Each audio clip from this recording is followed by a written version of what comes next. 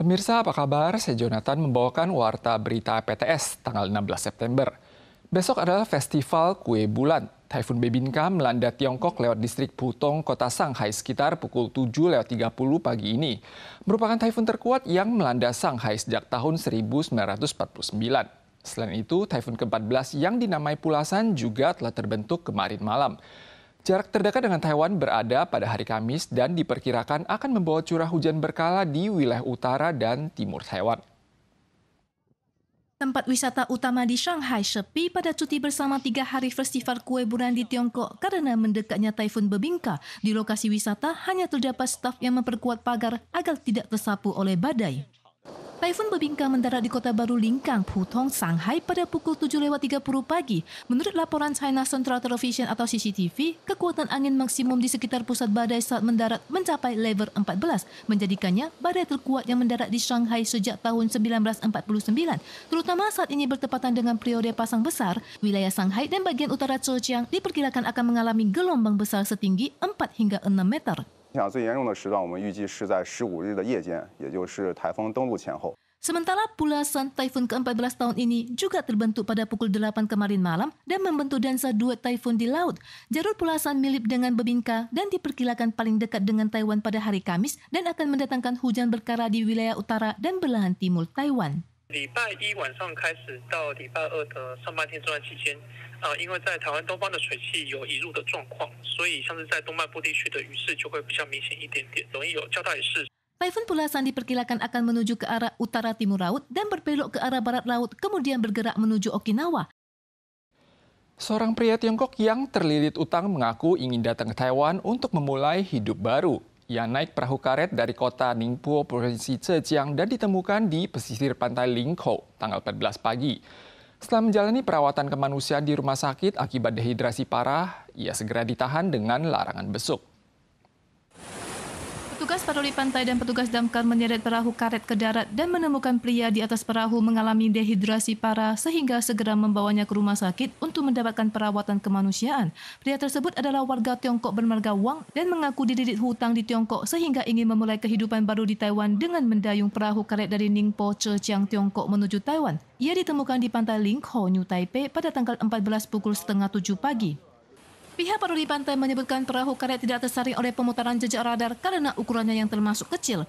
Kasus ini telah dilaporkan ke kantor kejaksaan untuk penyelidikan lebih lanjut setelah mengetahui motif pria tersebut. Dalam 1 tahun terakhir, terjadi 3 kasus penyelundupan oleh kapal Tiongkok, di mana pada Oktober tahun lalu ditemukan sampahnya terdampar di Miaoli dan berhasil menangkap seorang penumpang gelap asal Tiongkok. Pada Juni tahun ini juga ditemukan seorang pensiunan kapten kapal TPR bermarga Ruan yang berlayar dari Fujian ke Tamsui dengan speedboat. Kasus penyelundupan dengan perahu karet kali ini kembali memicu perhatian sensitif terkait keamanan nasional. Setelah diinterogasi, pelaku dipindahkan ke kantor kejaksaan untuk diintegrasi ulang pada tanggal 14. Berhubung dia masuk ke Taiwan tanpa izin, ia dicurigai melakukan kejahatan sehingga ditahan dengan larangan kunjung. CGA menegaskan mereka sedang membangun sistem pencitraan termal inframerah, peralatan pengawasan cerdas yang diperkuat dengan drone dan pembangunan kapal patroli baru. Sementara itu, pakar berasumsi bahwa kapal karet yang terlalu kecil sulit untuk dipantau sehingga teknologi seperti pencitraan panas diperlukan untuk memperkuat pertahanan laut. Hujan deras yang turun di area pegunungan desa Fuxing, Taoyuan selama beberapa hari ini telah menyebabkan jembatan yang menjadi akses keluar Kampung Sbunau roboh tanggal 14. Menyebabkan lebih dari 300 warga setempat dan wisatawan terjebak. Kantor pedesaan memutuskan untuk memperbaiki jalan lama terlebih dahulu agar para wisatawan bisa segera turun gunung. Jalan akses keluar dari Kampung Sbunau, Desa Fuxing dilanda longsor akibat hujan lebat berhari-hari, menyebabkan tanah lembek dan batu berjatuhan. Untungnya jalan tersebut keburu ditutup. Saat terjadi longsor skala besar pada hari Minggu juga tidak ada orang atau mobil yang lewat. Setelah menerima laporan, Dinas Pedesaan memutuskan untuk memperbaiki jalan lama terlebih dahulu dengan menggunakan mesin berat untuk membersihkan bebatuan dan lumpur di atas jalan agar wisatawan bisa segera turun gunung. Namun berhubung lebar jalan lama relatif sempit, untuk sementara hanya terbuka untuk keluar dan tidak bisa masuk. Jika hujan turun di area pegunungan, lalu lintas akan dikontrol tergantung situasi saat itu.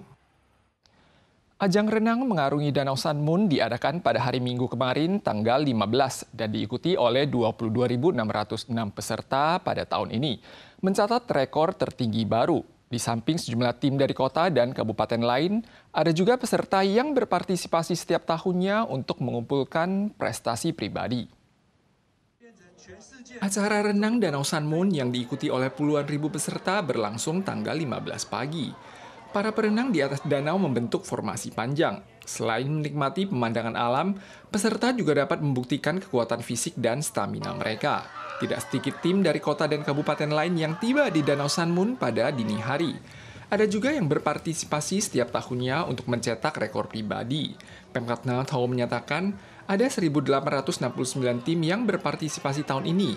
Total mencapai 22.606 peserta, mencatat rekor tertinggi baru. Walau ada pihak luar berharap agar frekuensi ajang renang ini dapat diperbanyak, Bupati setempat menyampaikan bahwa hal ini memerlukan analisis multi aspek. Mantan Presiden Amerika Serikat Donald Trump diduga kembali mengalami serangan penembakan saat bermain golf di Florida kemarin. Petugas kepolisian menemukan sosok seorang pria berpistol yang bersembunyi di dalam semak belukar dan melepaskan tembakan berkali-kali ke arah pria tersebut. Pelaku akhirnya berhasil disergap dan kondisi Trump sejauh ini masih aman.